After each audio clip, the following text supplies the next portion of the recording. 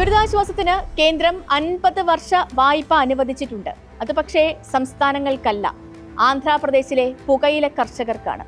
ചുഴലിക്കാറ്റിൽ വന്ന നഷ്ടം നേരിടാൻ 50 വർഷത്തെ വായ്പ. ആന്ധ്രയിലെ പുകയില കർഷകർക്കുള്ള വില മാത്രമാണ് ഇവിടെ കേരളത്തിനും കിട്ടിയത്. കേരളത്തിന് ഇപ്പോ ഇതിന് മുൻപ് 50 വർഷത്തെ കേന്ദ്ര വായ്പ കിട്ടിയിട്ടേയില്ല. കിട്ടിയിട്ടുണ്ട്, അത് 2021 1015 കോടി രൂപ.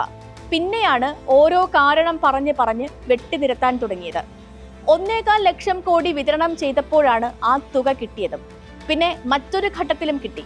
കൊച്ചി മെട്രോയ്ക്കും വിഴിഞ്ഞത്തിനുമായി 1059 കോടി അനുവദിച്ചതും 50 വർഷത്തെ കേന്ദ്ര വായ്പയാണ്. ഇതെല്ലാം അടിസ്ഥാന സൗകര്യ വികസന പദ്ധതികളാണ്.